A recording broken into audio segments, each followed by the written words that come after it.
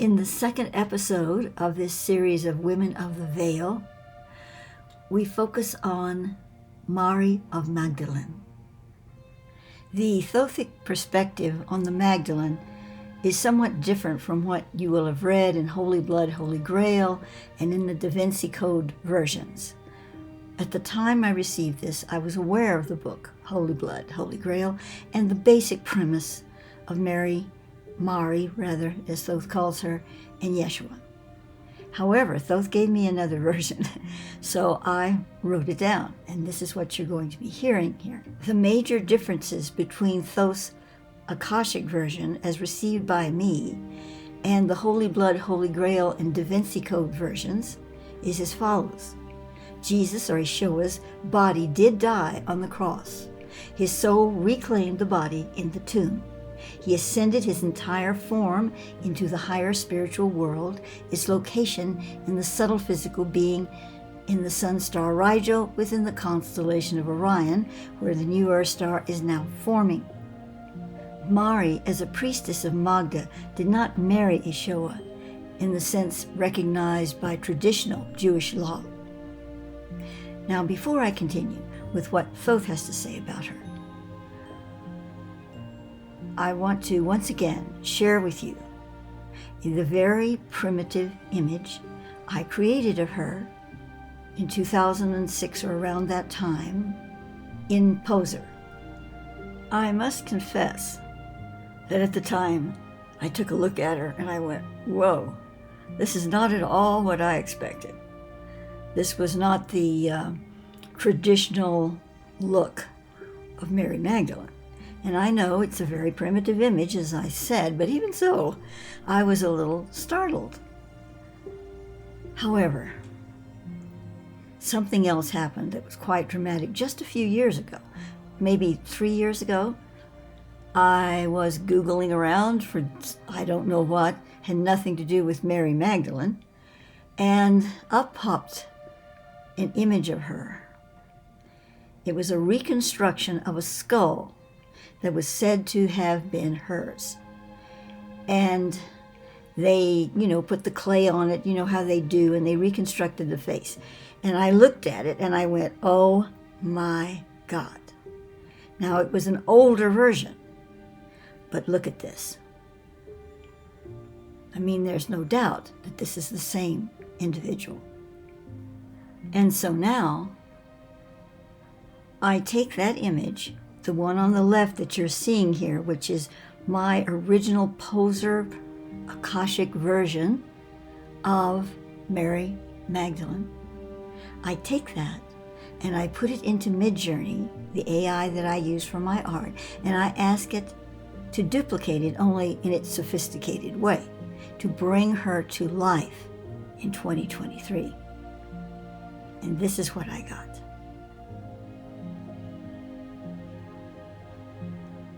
I was absolutely shaken when I looked at her. She was beautiful, which wasn't so much the case with my Poser version, but you can certainly see that it is the same person once again. And now from the material I source translated from the Thoth Akasha in 1997.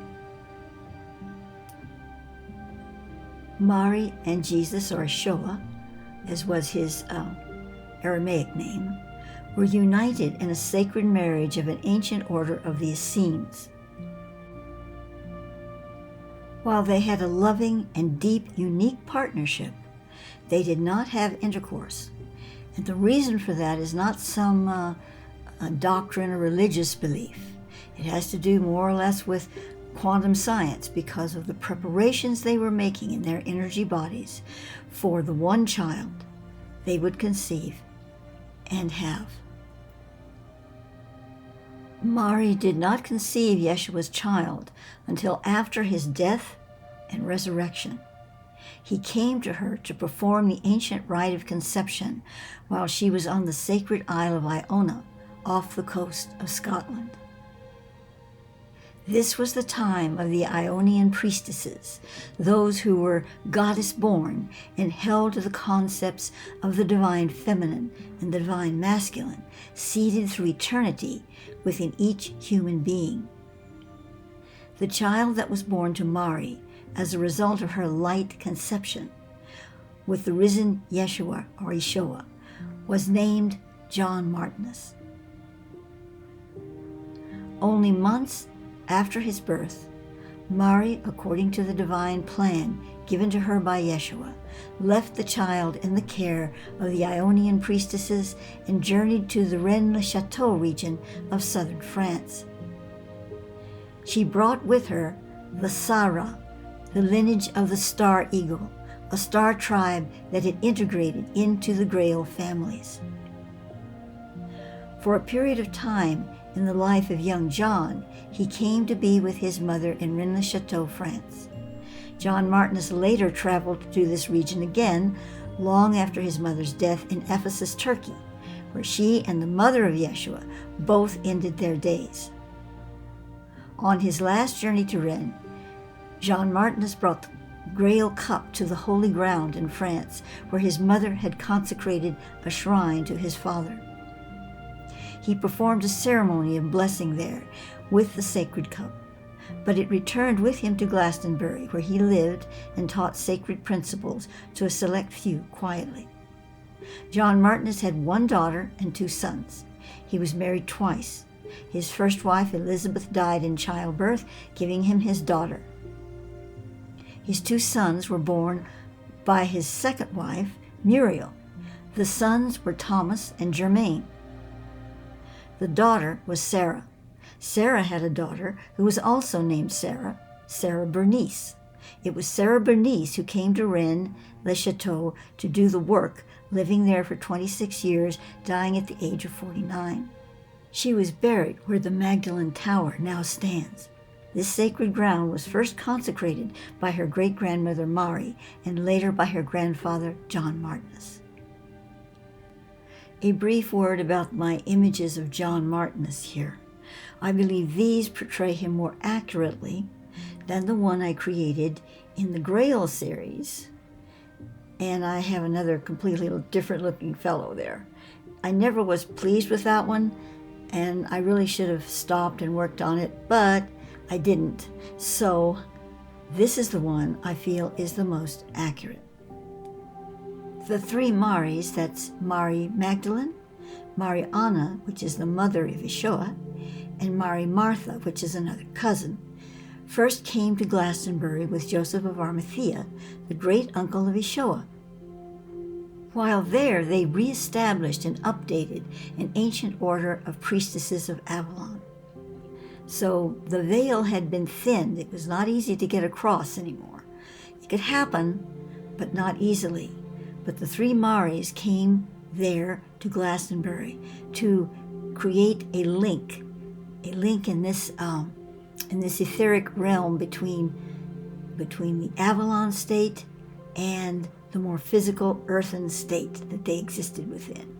And this was the mystery school of Shoreham. These three women also created what Thoth is calling the women of the Nazarene.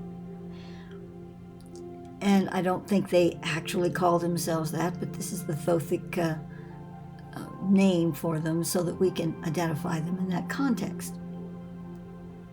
And so the women of the Nazarene were Mari of Magdalene, Ruth, who was also a sister of Yeshua,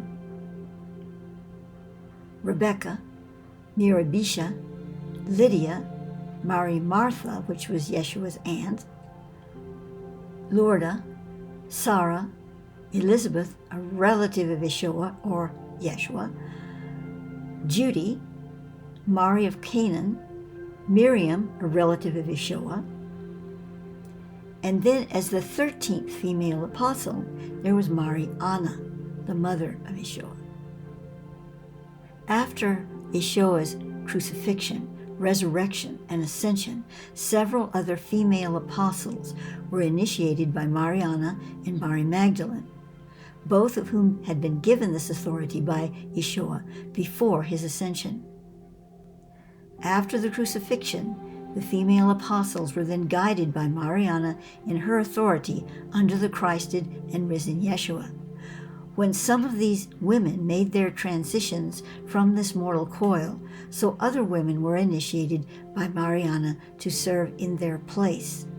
After the transition of Mariana herself, the female apostles then became a sacred order continuing to serve the Christ Yeshua through the living symbol of his most sacred mother. This order became part of the Johannine Church, and it was called the Order of the Vine becoming or being Mari, from whose womb the holy fruit was born in those early days of Christianity. This order was also known as the Marians, which became a branch of the Catharines.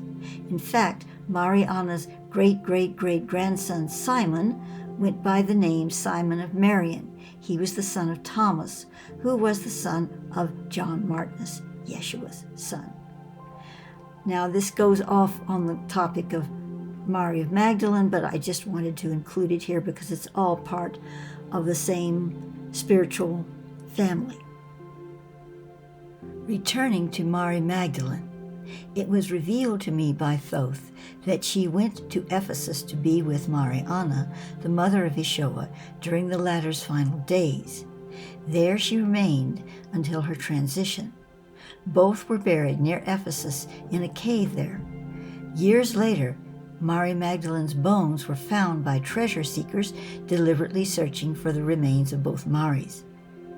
They could not find Mariana's bones, but they did uncover Mary Magdalene's. They were intending to sell them to ardent followers of Yeshua's. I was not given the whole story then. In 2019, after I saw this amazing picture of the recreation of the Mari skull, Thoth gave me another piece of the information. These black market thieves of long ago sold her remains to an individual wealthy gentleman, a member of a secret Christian order, who interred Mary's bones within a cave in southern France, where she was known to have spent some time. Later, her bones were taken and buried in the crypt beneath a church in southern France. On the web, I secured a text from which I am quoting here. It states, Saint Maximin, where he discovered in December 1279 the crypt sheltering the supposed tomb of Mary Magdalene. The contents of the tomb were not examined immediately, but a few days later, in the presence of the bishops of the county of Provence, a whole body was discovered, except the lower jaw and a leg. There was also hair surrounding the skull. Official reports were drafted on the spot by the authorities, direct witnesses of the discovery, and then transferred to the reliquaries 1281-1283. Having succeeded his father in 1285, Charles II presented the head of the saint to Boniface VIII in 1294. The Pope, knowing that the Lanteron possessed the supposed jaw of Mary Magdalene, brought it. As it fit perfectly to the skull, Boniface VIII gave it to the prince. The following year, the Pope granted 6 bulls establishing the Dominicans as guardians of the relics of Mary Magdalene at St. Maxen and at St. Baume.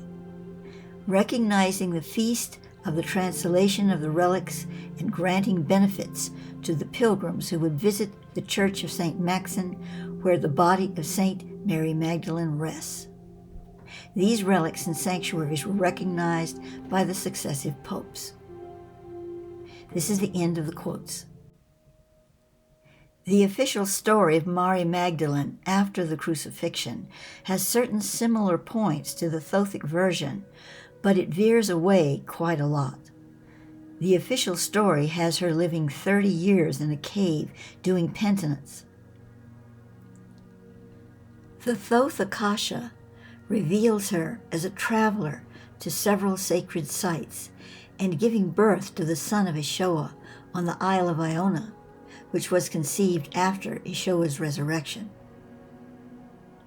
Many years after I received the information about the one child of Yeshua and Mari, whom Mari named John Martinus, John after John the Beloved, and Martinus in honor of the Greek who accompanied and protected her during her long journey to Iona. I happened to watch a program in which descendants of Yeshua and Mari stated that he and Mari had a son named John. So we really have three stories about Mari Magdalene here, and Yeshua. One is the official Catholic version, where she did penitence in this cave for 30 years before dying in southern France. Another is from the Holy Blood, Holy Grail, and we know there are a lot of details about that. Yeshua and Mari having many children, and the whole history of that goes on and on.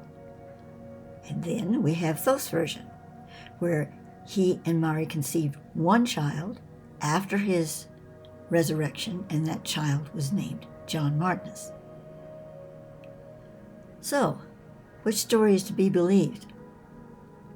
Is it possible that all three are true, with different timelines? Quantum science certainly allows for it. I leave it up to the listener to choose the reality they wish to focus upon. And maybe it's none of these. Maybe you have your own version. So, in conclusion, I would like to just present to you some of the other images I created of Mari of Magdalene, a younger version of Mariana, and also Yeshua.